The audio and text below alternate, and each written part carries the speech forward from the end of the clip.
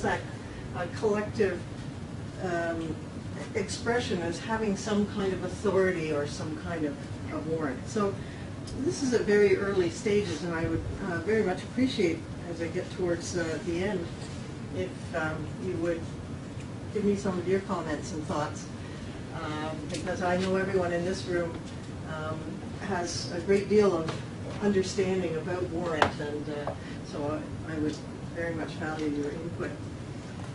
So this, I'd like to start off with a quote from Alyssa Prosty's blog. It's about 6 years old now, but it has some fascinating points in it, I thought. She says, the wisdom of crowds, the hive mind, and the collective intelligence are doing what heretofore only expert catalogers, information architects, and website authors have done. They are categorizing and organizing the internet and determining the user experience and its working. No longer do the experts have the monopoly on this domain. Metadata is now in the realm of the everyman. So I've added the emphasis there. And I'd like to work through, sort of parse this blog post in a little bit of detail. So I thought, well, what relevance does this have to those of us who are interested in information organization, in knowledge organization?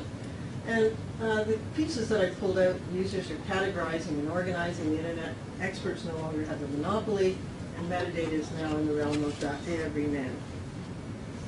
So just going through those, of course, this idea of categorizing and organizing the internet, that in itself, the internet is a very, very large, amorphous domain, if you will, or universe. Well, I guess it could be a kind of universe. Nonetheless, the point that we can pull out of this is the phenomenon of social tagging, the tags themselves that constitute folksonomies. That idea that there's peer-to-peer communication. This is not imparting the vocabularies or the representations from on high, but rather individual sharing one to the other. So of course with social tagging, people post a tag in Flickr, for example, you would know this. They will post a photo, they'll put their tags to describe the photo, to categorize the photo, I put that in air quotes, we'll get to that in a minute. And others may use those tags as well. And we can look at tag clouds through software such as Wordle and just see what sorts of words tend to have greater prominence than others. But the idea is that thank you, Simon, that's a really good input. That we've moved from, in this universe, it's fine, we've moved in this universe to a much flatter sort of peer-to-peer communication of terminology. And all of these sites, the individual can customize whatever it is that they may be posting, whatever it is they're tagging. It's customized to the individual, by the individual. And this has resulted in what Elise Spiteri in a recent article talked about as lively communities of interest. So pulling it into the domain of knowledge management, engaging individuals who might otherwise be engaging with our information organization systems, rather than each of them doing so in a very solitary fashion. They're now encouraged, of course, to intercommunicate using some of these Web 2.0 features and creating these communities of interest. Experts no longer have the monopoly on this domain. Now, I would disagree to the extent that, of course, I think that those who are in the IO and KO domains do continue to have the monopoly on formalized standards and systems. So, of course, the so-called export and authority-based systems, where you have to have a certain level of expertise and training and knowledge of the subject area, and or a knowledge, of course, of classificatory structures. and other bibliographic systems in order to create, develop, maintain, and implement those standards and systems. So to that extent, I would disagree that the experts no longer have the monopoly. Perhaps what we have is a monopoly in a particular sense. But to the extent that we have these itinerant catalogers, and they're not in one place, they can constantly move in the universe of the internet across the social networking sites and, of course, tag and a variety of things. But I've chosen these in particular because as I go on, I'm going to show where I think these sites here are in fact beginning to bump up against some of our more formalized and traditional bibliographic systems, some of our more regularized standards and systems. So I think these particular sites offer a kind of wedge that may be a useful way of looking at the issue of warrant and authority. So I'll look at these in a little bit more detail in a minute. And the other thing, of course, that's emerging is the whole linked data movement through the semantic web, where, and the talk about the next generation, Web 3.0, so that this idea of creating linked data, of creating structured vocabularies, and that could be an individual creating a structured vocabulary and adding to the semantic web through linked data systems. That's another really interesting realm, I think, or an interesting movement. I think people are recognizing that there's just such a proliferation of information that where the precision is in fact becoming, I think that the linked data, the whole move towards linked data is giving precision and control vocabularies a new cachet, which perhaps previously was beginning to wane a little bit. So we go on to have a look at some of these then. So here, so I want to just, some of you may know about the Flickr Commons. Just a little bit of background. The Library of Congress initiated a project where they put up, I think it was 4,000 photographs, digital photographs, and they posted them to Flickr with the invitation, help the Library of Congress, it's basically this, help the Library of Congress describe the photographs. And they did this with some trepidation because, of course, the whole concept of tagging was such that they thought, again, they might get frivolous, perhaps even malicious responses, or they might just get one big yawn because who would be interested in contributing tagging or contributing other kinds of information to describe and tag these photographs from their historical digital collections. And much, I think, partially to their relief, but much to their surprise, the response was overwhelming, and the response was overwhelmingly positive. There was certainly a lot of good intent on the part of individuals, and sometimes the results were not spectacular. But they also found that people were contributing some very useful information, and in fact, filling in gaps, historical gaps, providing context, making a very, very rich contribution. So the success of the project was such that the Library of Congress decided to, in fact, make it permanent,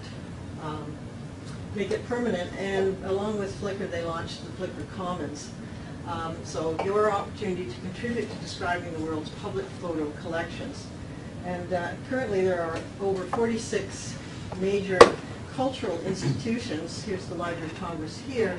But there are museums, there are art galleries, a variety of libraries, archives around the world. So they're posting They're collections for people to add their comments. So let me just they change these photographs regularly. So let's see. Just do one.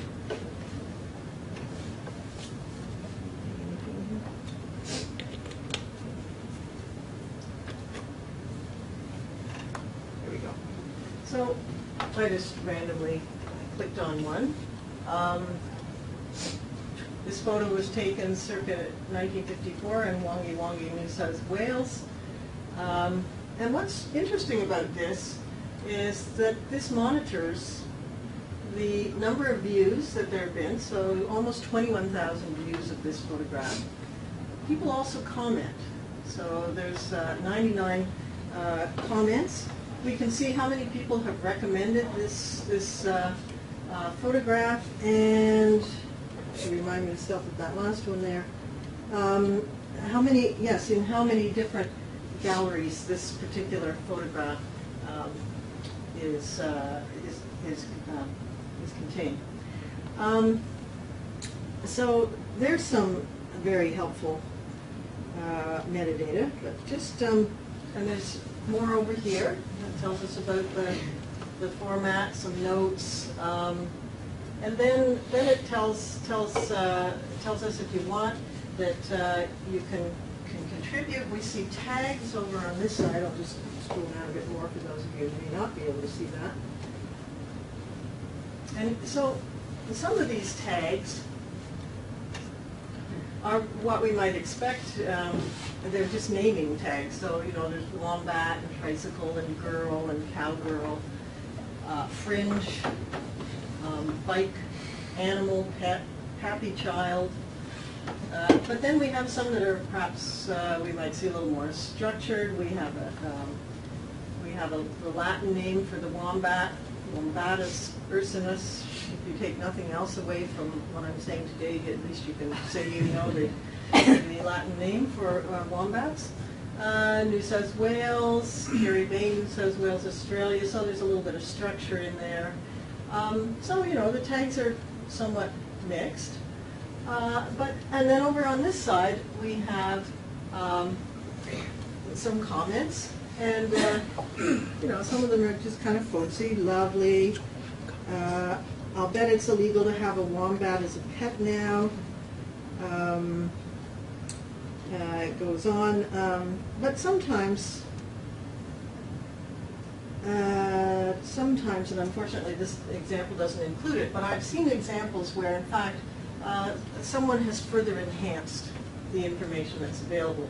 For example, it's a black and white photo, someone might contribute a colorized photo, or someone might contribute more context to that photo. So this is, there's a tremendous amount of not just the basic metadata that we might see around a digital photo, its format and its contents, and some basic tagging. But there's also other metadata to contextualize. For example, in this case, because it occurs in a certain place, we have the location visualized on a map. And we have all these comments. And we also have further contextualization to say that this photo also appears in these other areas, these would be more like categories. Pets and other animals, animals I've known. And so these are groups. And these groups can actually capture these photographs and add them. So, an interesting project, and one that I think has some quite fascinating potential for considering how we might take these folksonomies and use them in a more formal way. Library Thing is Does anyone here use Library Thing, by chance? Some of you do? No? Do you like it? Sure? Sure? Okay, so here's Library Thing. Home for your books. A community of 1.2 million book lovers. Library Thing connects to people who read what you do. So let me just take a minute here. We won't take the whole tour, but there's some things I just want to point out to you. So Library Thing is a cataloging and social networking site for book lovers. So notice the phraseology. It's a cataloging and social networking site. It helps you create library quality catalog of books, books you own, books you've read, etc. Since everyone catalogs online, they also catalog together. Who knew it could be so much fun? You can contribute tags, ratings, and reviews, and common knowledge, facts about a book, an author, character names, and reviewers. So that could be quite rich metadata to add to this, as well as participate in member forums and so on and so forth. Okay, so they're just repeating that. So let's have a look at the next one. It's easy to join. That's fine. A little word from our sponsor. Adding books is easy. Enter some title words, the author, or an ISBN in the search box, and the results list will show you matches. Click on the edition, and you can also manually add a book where it isn't available. So they get their book data from Amazon and over 700 libraries around the world. So notice people can contribute tags and reviews and comments. They can also add other kinds of metadata. But basically what they're doing is starting, in many cases, with a structured record. It might be a structured record that uses ONIX metadata through Amazon, or it could be traditional structures of metadata, description, subject headings, classification from over 700 libraries around the world, as it says, including the Library of Congress. So far, so good.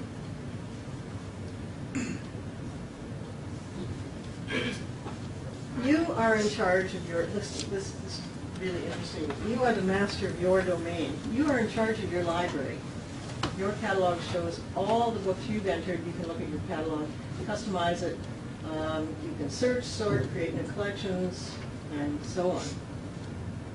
But you are the master of your domain. Nobody is telling you how to do this.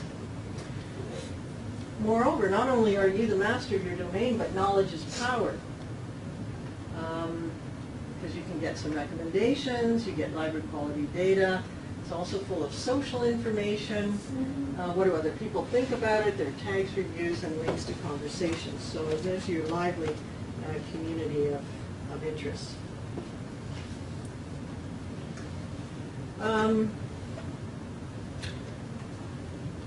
It's all about you, your profile. You can write about yourself, and so on. That's probably good enough for that. And there are talks and groups,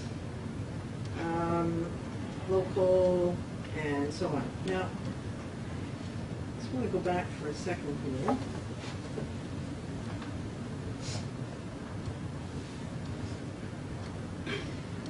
The master of your domain. And here's the sentence says here, you can write reviews and apply tags. So I'd just like to take a second to look at this.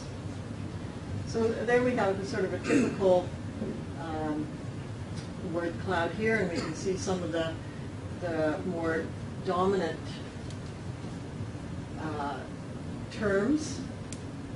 Some of them, I guess, are subject terms. Some of them are places. Some of them are simply naming devices. But, so a short answer, what are tags? A simple way to categorize. So I would just listen to the language here. A simple way to categorize books according to how you think of them, not how some library official does. Anything can be a tag. Just type words or phrases separated by commas. Thus, one person, commas. One person will tag the Da Vinci Code novels, while another tags it trashy, religion, Mary, and still another only summer home. Tags are particularly useful for searching and sorting. So that's the short answer to what are tags. I think what's more interesting is this long answer, and then this is for Richard down here, because there's a question about what are works. The long answer is, once you have 100 books or so, you need some way to organize them. We would not dispute that, those of us in IO. Library subject classifications, including the Library of Congress, are one solution. For most personal libraries, however, they aren't much use. Tags, informal personal markers used on blogs and sites like Flickr and Delicious, provide a better model. Here are two examples from somebody named Tim. The LC catalogs Beans Aegean Turkey, a guide to the archaeological sites of Turkey's western coast, under the single subject Ionia. For me, however, the book is about Turkey and archaeology. Tags I've applied to dozens of books, including Bean's other archaeological guides. The Library of Congress thinks Bernadette Bruton's Love Between Women, early Christian responses to female homoeroticism, is about 6 different, imagine that, about 6 different things. With a title that long, it should be about 6 different things, including the mouthful Bible, New Testament, Romans, subdivision, criticism, interpretation, etc. History, early church, I get by with the tags early church and homosexuality. To these I added the tag divination, although the book doesn't say much about divination. Its comments on the topic were actually the reason I picked it up. So basically what they're saying here is that, well, certainly you could use the library subject classifications and the phraseology they use, but tags offer a better model for the personal library. So just because I mentioned this for Richard, what are works? The purpose of works is social. Books that a library catalog considers distinct can nevertheless be a single library thing work. And the work brings together all different copies of a book, regardless of edition, title, variation. So, what do you think, Richard? Yeah. Well, they only gave a short answer here. They didn't give the long answer. But anyway, sort of interesting. You get a different view of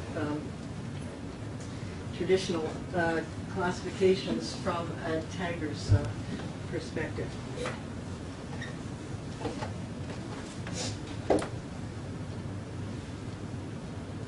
Okay. Now, here's a Web 2.0 catalog called BiblioCommons. This was actually developed by, it was developed in Canada. It's neither here nor there, but the person who developed it is in no way formally trained in I/O or anything to do with libraries, bibliographic systems, retrieval systems, and so on, but had a really strong sense of the importance of sorry, let me just back here.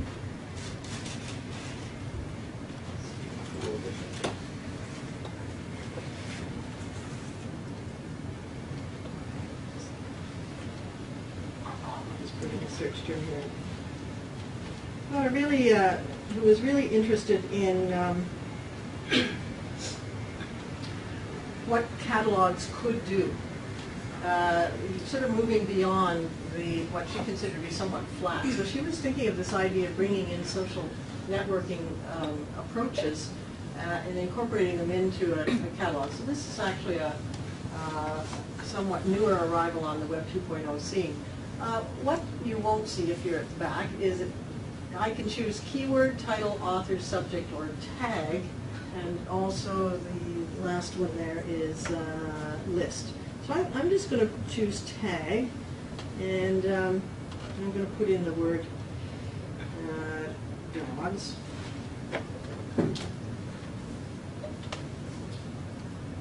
it's going to come up with hopefully a few hits here.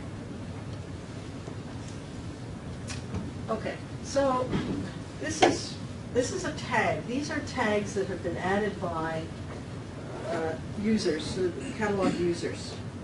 This happens to be a city outside of Toronto called Oakville. So this is the Oakville Public Library. So here you can see the various kits, and it goes on for quite a way. And we have some of the key metadata here. We have ratings that have also been added by those who have used this. And so what the BiblioCommons allows people to do is just exactly that. Call up a record. You can add a comment, you can add a review, you can create a tag, and this will in fact be incorporated into the database itself. So there's a mix of both. If I were to pull up any one of these, we would in fact see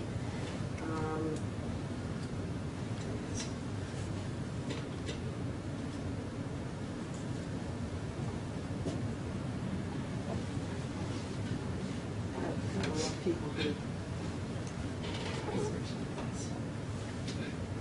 we'll just carry on. Let's over on this side. What's also interesting is the formal metadata that is also provided from the bibliographic record itself.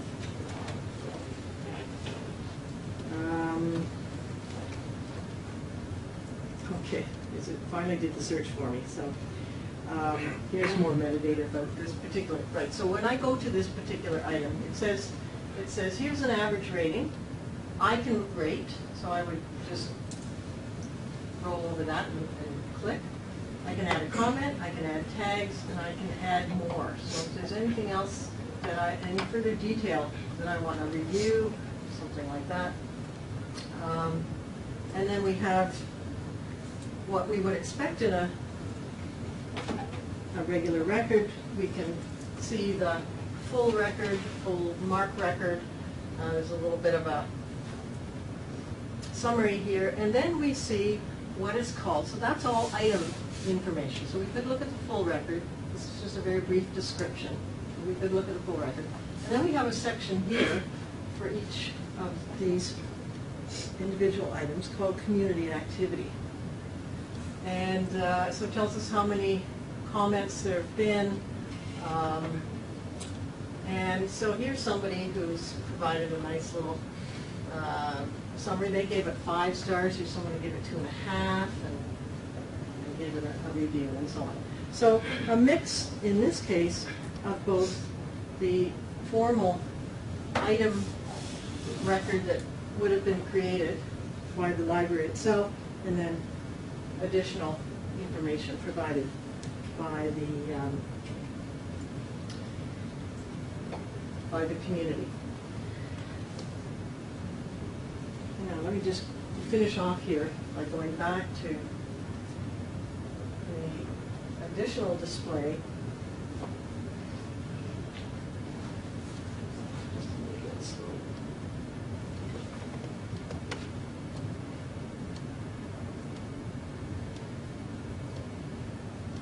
Yeah. Right. Oh. Too fast. Okay. Well, I don't want to use up your time. But on the side here, they had further divisions by format, by topics, so that you can sort of pull in the different tags and use that. So let's just go on. Okay. So there's a pretty good Web 2.0 catalog, and you can see the merging of the two. This is another, and this is, I believe, the last of these that I wanted to show you as context.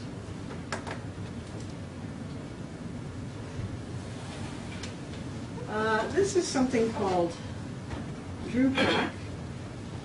Sorry, SOPAC. Mixing up.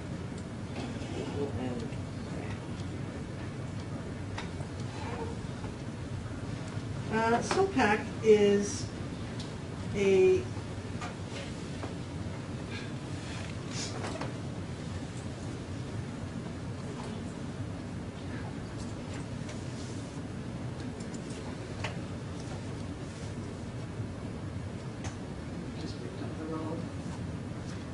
is a social online public access catalog, which is hence its name, SOPAC. And it's a very similar sort of thing. It's an add-on to your it's an add-on to your ILS.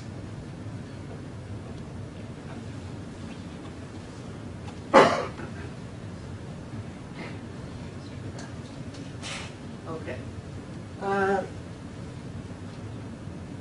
Social online public access catalog that provides true integration of your library catalog system with the power of Drupal content management system while allowing users to tag, rate, and review your holdings. User input is then incorporated into the discovery index, so SOPAC becomes a truly community-driven catalog system. Other features include faceted browsing, and that faceted browsing was what was on the left-hand side of the Bibliocommons display. Other things, but that, again, that idea of being able to merge the two, which of course is something that we've become familiar with around social catalogs. Okay, so I think that does in fact substantiate the fact that metadata is now in the realm of every man in quotes. That's from Trotsky's blog. But that's some metadata. The highly structured and formalized metadata is still the stuff that we do. We've made it possible for everyone to be a tagger. And the other thing that we've done through interoperability with metadata is to open up a variety of domains. So we're now dealing with the metadata, and that includes subjects, control vocabularies, classification systems in other fields. So when we look, for example, at library thing, they get their metadata from Amazon, which is based on Onyx.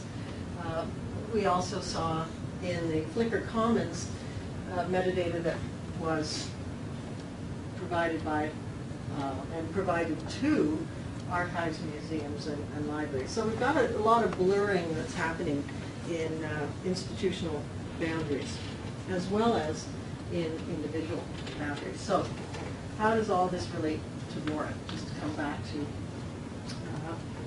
my suggested title. So looking at all of that and sort of seeing this move through Web 2.0 catalogs towards having, giving voice, if you will, giving voice to users, but in a kind of a structured way, despite what Library Thing may say, even Library Thing itself encourages or certainly supports getting structured metadata from institutions, very well-known and venerable institutions. Venerable, I'm not sure, but anyway, well-known institutions. So my question is there some inherent social or community warrant, some sort of social or community authority that can be identified? Does it have some value, and could we use it in some constructive way? And is it something that might enter our lexicon of warrant?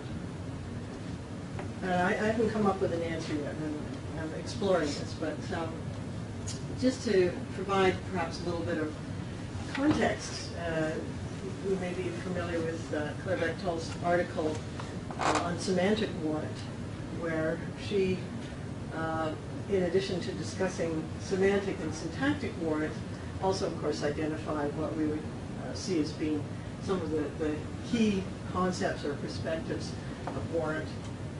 The literary warrant that we're familiar with through such systems as the Library of Congress, the scientific philosophical warrant, scholarship and research that builds a body of knowledge where there is consensus, the authority for the creation of terminology and notations to represent that.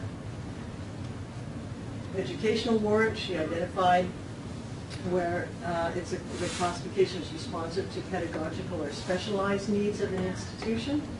And then she also talked about cultural warrant, which she saw as more of an umbrella concept, that in fact any classification is, as she said, the product of the culture that produced it. And of course, that idea of looking at authority from a cultural perspective may provide a little bit of an interesting opening or a wedge vis-a-vis some considerations of possible social or community warrant. She also, of course, talked about syntactic warrant, faceted schemes, classificatory structures, where there is, of course, the focus on the structuring of facets into a particular order, classes, subclasses, and so on. So the concept division and citation order. Her semantic warrant is really that idea that, well, syntax is important, of course, because we have to structure words in a way that they make sense. But she feels, her assertion was, that the classificationist will try to provide not just a syntactically useful, but a semantically useful organization, that it has appropriate meaning for the contents of documents. And that, of course, every classification exists within the context and the uses to which it will be put. So to me, that piece there, the semantic warrant, introduces this idea of mutability, that there's an opening for change here. Syntax is structure, well-ordered, logical, lexical, hierarchical, or whole, part, genus, species, whatever the structure, the syntactic structuring has a greater fixity, as I see it. The semantic warrant, of course, and semantics being about meaning, does have an inherent dynamism or mutability. So that semantic warrant does give us that insight as to how things change and why they change. Coming through the 1970s, where there was a push to create language that was gender neutral, although what we end up with is a syntactic rendering, a noun that changes from fireman to firefighter. We can see that the authority for that comes from the cultural context, which in turn influences meaning, influences the semantic context and the semantic warrant. So I see the semantic warrant and cultural warrant as offering the sort of wedges that might lead to thinking more broadly about a social warrant or a community warrant. Barbara Kwasnick wrote a fascinating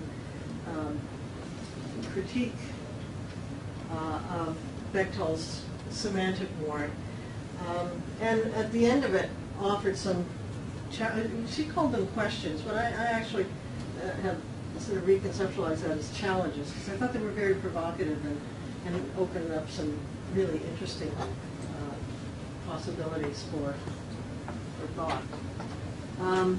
So she says, and this is a direct quote, now we know that every web designer invokes some form of classification, and consciously or unconsciously, coherently or incoherently, invokes some kind of authority or warrant for the decisions.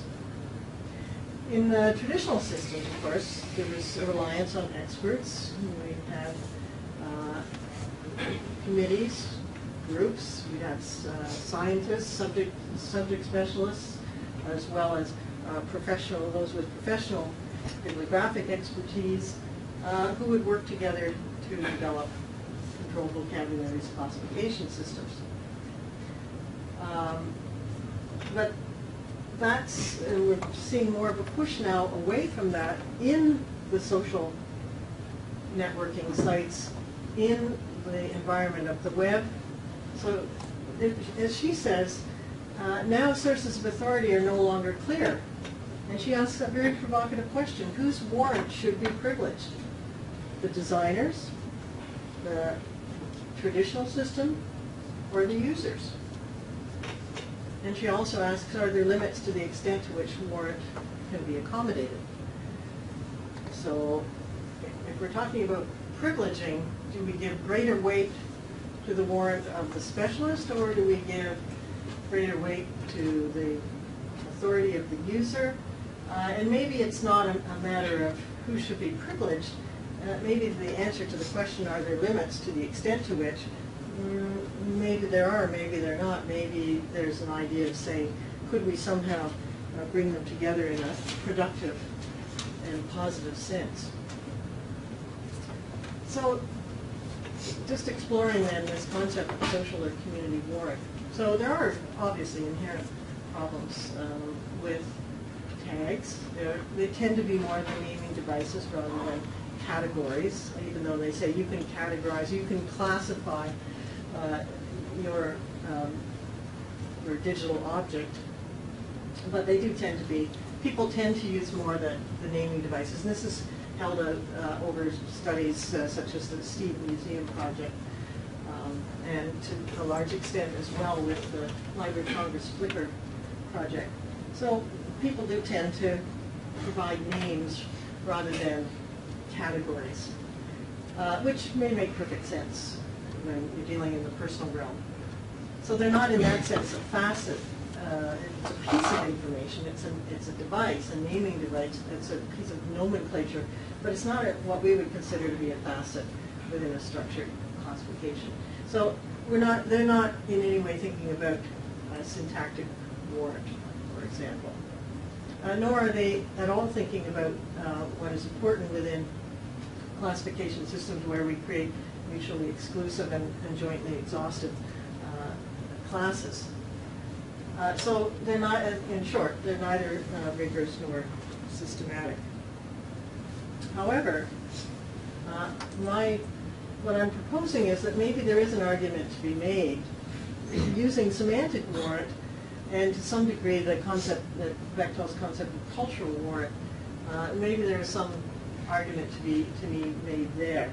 And I'm wondering if we might be looking at a kind of naive classification, again, a concept that was discussed by Bechtel in an article in 2003, where she talked about naive classifications and professional classifications.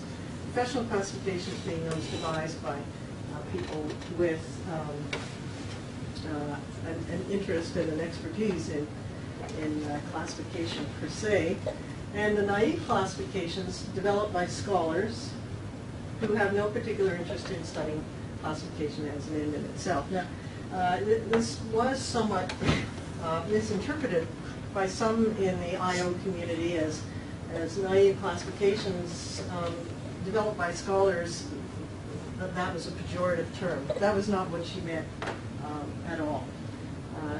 She meant very clearly that these were legitimate, well-formed classifications in and of themselves. It's just that they were not, they could be, I'll put it another way, they could be clearly distinguished from those developed by professional classificationists.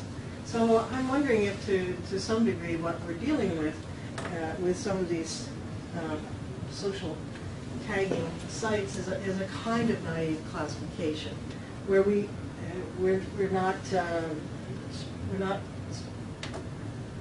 they're not being developed by scholars, but they are being developed by individuals who themselves would see themselves as having a kind of authority, a personal authority over what it is that they're tagging. So maybe there's some middle point here. Naive classification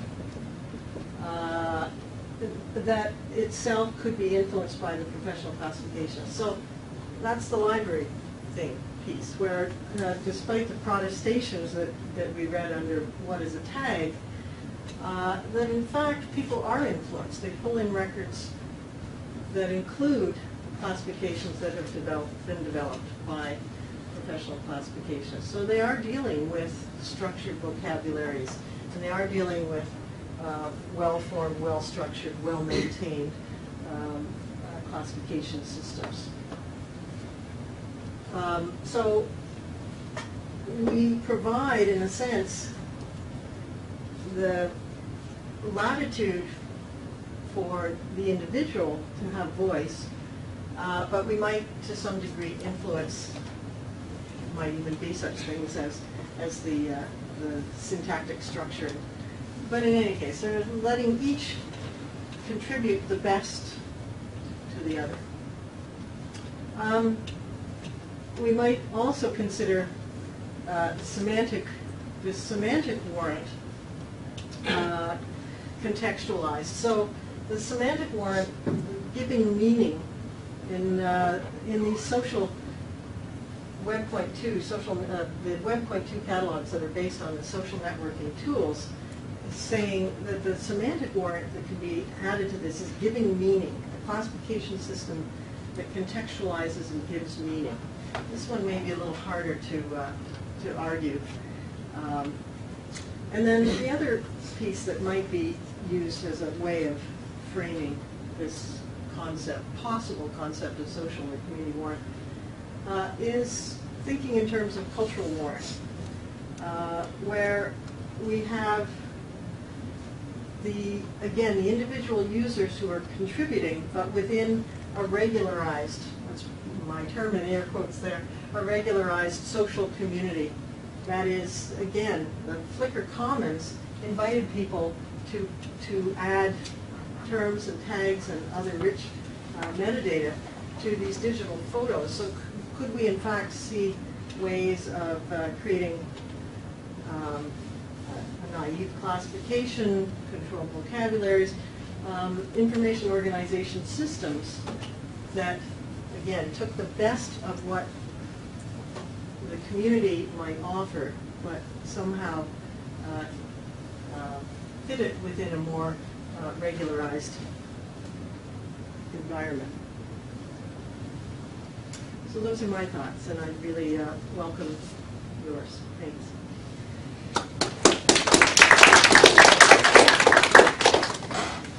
And I have paper and pen here to record your comments, so please. I'd like to ask the first question. Just going back to one slide. Why do you use the term regularize the social community when you talk about the Flickr Commons? Right. Okay, so the Flickr Commons is Flickr-like. So it's supported by Flickr, but it has a context. So these are actually libraries, museums, and archives, for the most part, who are asking people to contribute. So I'm saying regularized in a sense, and that's why it's in quotes, because I don't think it's necessarily the best word. But it's not people putting up photos, their own personal photos, and tagging them. They're being asked to tag collections, and they will have all of that metadata that we saw. People might, in reading through that, they might perhaps respond a little bit differently. I mean, this would have to be tested empirically in some way. But there may be that influence that would come from this more, I don't want to call it a formal structure, but a regularized structure. It's not loosey-goosey. It's not just throw up the photos and put your tags on. Here are some photos. Do you have anything you'd like to add to it? So it is supported by Flickr. It looks like Flickr, but the Flickr Commons has a little bit of structure to it by virtue of the fact that it services archives, libraries, and museum collections. But I love a better word. Maybe Simon would offer a better word. Question.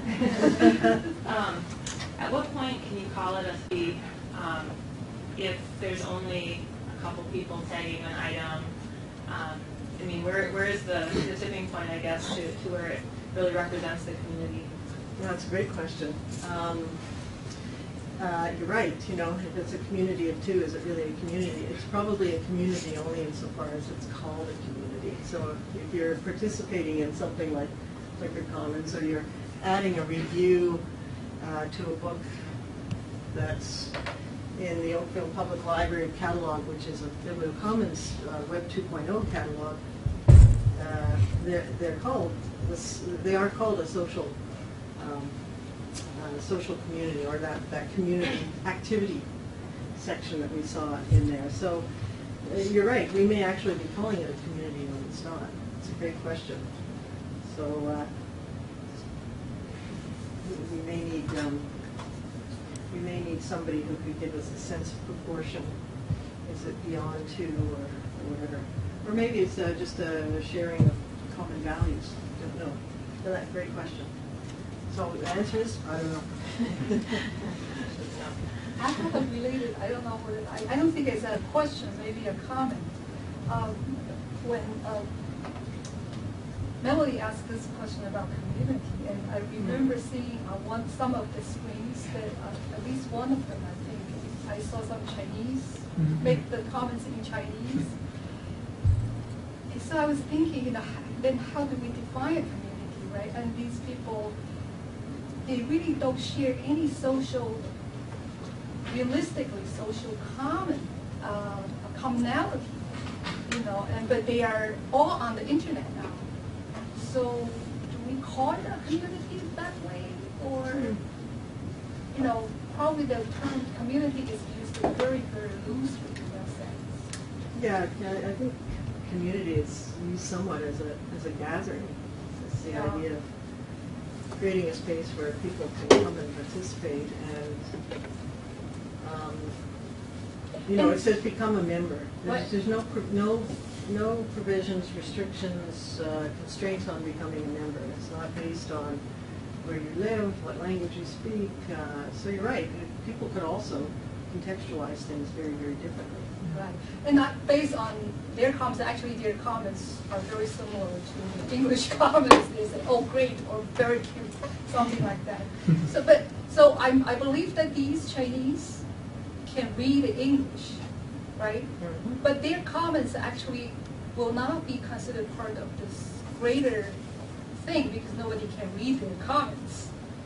Nobody else. I mean, most people on that thing probably don't read Chinese. So it's very interesting, I think. They consider themselves part of that, but others probably wouldn't consider themselves part of that. Yeah, but it's still included. There's no filtering. Right. Occurs, So. so. But that sense of community is really interesting. Yeah, it's a very, and I think the point, I just made a note of that, is the idea of, if we toss these words around,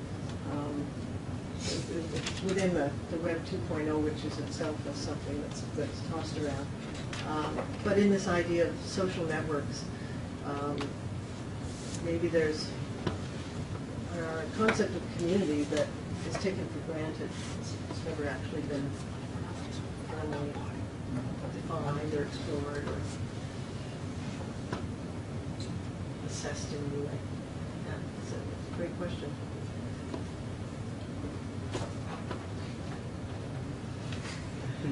Somebody else. Oh, hello. I want the taller person. Yes. I'm not. It's not actually a question. It's some sort. When I was very exciting when you mentioned something about the metadata is no longer a monopoly of the professionals. Right. It can be everybody Every who wants to contribute. And I consider this kind of thing as a contrast between the standardization and the diversity. Which standardization is kind of like controversial thing. We need it for accurate communication, but we want the diversity for creativity and development and for future. Like for the control vocabulary and hierarchy and those subject headings, we need those things for standardized communication. And on the other hand, we also need something coming new to change that structure, which I think user text might be one of the source for that change. And I mean, the reality may be the case that in most of the cases, users just don't contribute something useful as what we have produced by the professionals, like the hierarchy and the control vocabulary things. But on the other hand, it doesn't prevent the professional keeping an eye on some source from the user text. Maybe some of them can be just added to the, I think, maybe entry terms of the control vocabulary for a new source, which hasn't been thought of, or which can be a development of the knowledge, a product of the development of knowledge, to add into that structure for change, because we need change anyway. And it's just some source. Yeah, terrific comments. Thank you. I totally agree with you. And so, if I contribute, I believe I would hope that it was useful. Now, whether someone with expertise would think it was useful. Yeah. For me, contributing, Yeah. I think it's useful. So there's good intent, unless there's some sort of deliberate maliciousness or.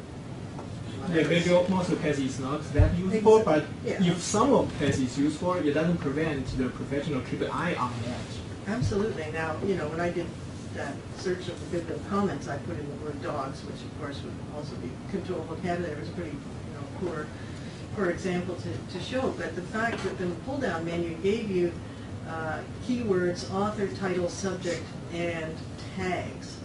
And, we might even argue that keywords could be from within the text itself.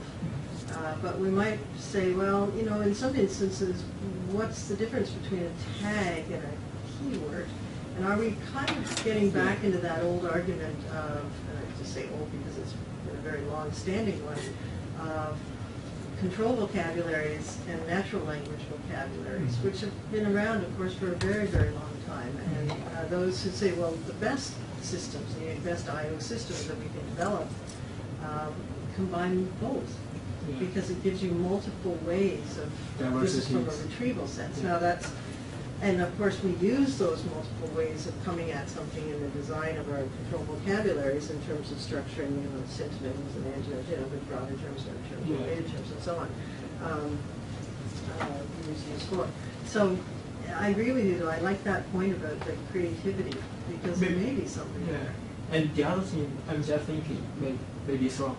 Maybe we just want to organize to some extent, and until that point, to save some room for creativity, I guess. Yeah. Yeah, I mean, I'd be very interested to know this idea of, so the, I keep going back to the comments one, but just because it does show so clearly, there's the item information and then there's the community activity. And I would be interested to know to what degree that prospect of community activity has in fact changed the way people use a catalog. Because of course for a period of time there was concern that people were not using catalogs. They would just go, go and search Google, and I know that's a totally different sort of thing, but the whole idea of searching for information where you might be a participant rather than a recipient only. I'm wondering to what extent that might be changing usage or attitudes or impressions or engagement. Or whatever, but I really like But it's good to see LCC is considered user tags. Yeah. I have to go Richard now and then. I wanted to thank you for a very thought-provoking presentation, because I have so many thoughts provoked suddenly. But you can blame your colleagues. Very, very, very, very provocative. I guess first a tangent and then a comment. It reminded me of the search I conducted that I reported a case, and either fortunately or unfortunately, depending on your point of view, it was last year when they had us not write actual papers. So I guess I can still write another one. I discovered that taggers did in fact generate classification. These are people who put in militias, and even if there were 500 tags on a site, they would cluster in 4 or 5 clusters. And this was true across the whole study. And it struck me as as a form of bandwagon effect, but also that there really was some kind of social activity going on, where they were trying to generate a kind of formal cluster. Now, what I haven't done, and I'll go look at my data when we're done here, is figure out exactly what sort of clusters they constitute, whether they were, as you suggest, names of things, or whether they were also in some way facets. That's my tangent. But maybe we could write a paper. No, when we were looking at the library thing, what struck me was that the guy who was, Tim, was describing what he was doing. He covered 5 or 6 different kinds of warrant there.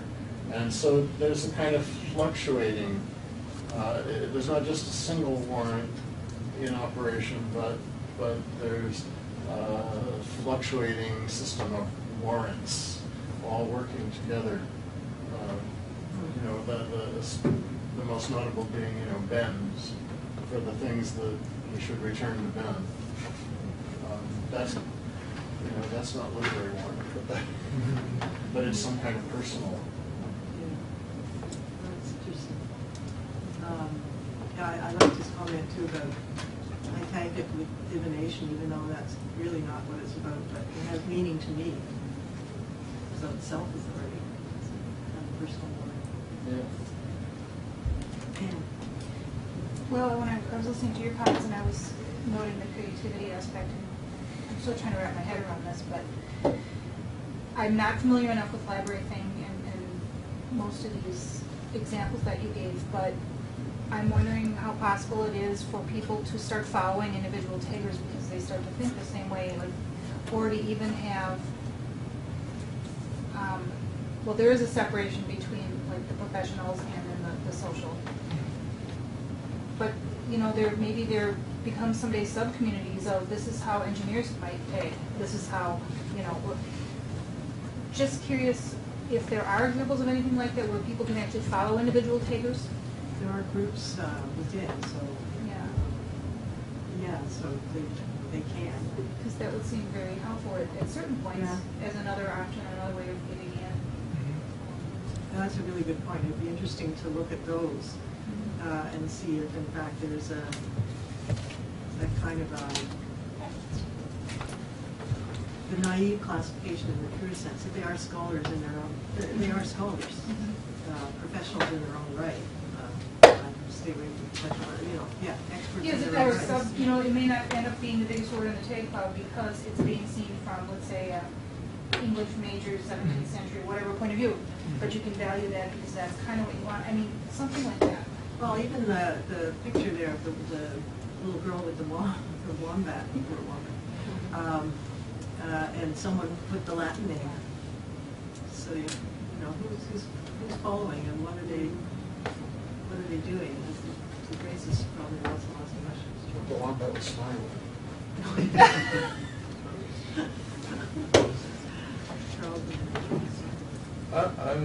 I guess I have naive questions about what are we talking about when we talk about tagging and taggers. First of all, what percentage of users bother tagging? So, is it 5%? Is it 50%? Is it 90%? And if it's 5%, what are we even talking about? Yeah. And then the second thing is, why do they bother tagging? What's their motivation? Is it personal? Is it just because I want to remind myself to go and read this at some point? Or is there really some kind of community doing this altruistically and this will serve the greater good? So they're just questions. I have no idea. But it brings the question of, does anybody know? Well, to read their sites, you'd think that the whole world is. Certainly tagging on sites like Facebook and delicious. That's they could follow. Flickr, very popular. But as to percentages, I have no idea. But I agree with you. That's a really important point. maybe we're paying attention, we don't really need to be paying attention. But by the same token, maybe there are some possibilities, opportunities.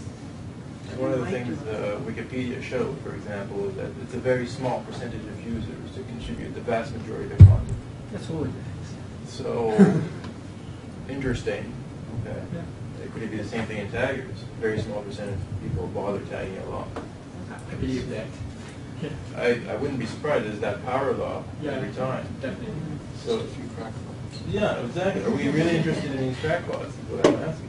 But everyone is interested in Wikipedia. Everyone here uses In the Wikipedia. content, yes. But the question is, who are these people that are doing that? Charles, I just want to express my opinion on your second one. Yeah. I think there's a power to name. So you want to tag it, you express it, and you have power to give the tag. And if the tag itself, the tag you gave has some power to represent your ideas, and if it affects a lot of people, then you are powerful. So it's self-empowerment. There is a power to tag, I think. I It's- didn't come close to thinking of that. I think. That's not My bad. opinion. To piggyback on, I was just going to comment on the first question about Plagia and comment about community as well. But about the motivations, there have been very few studies on that.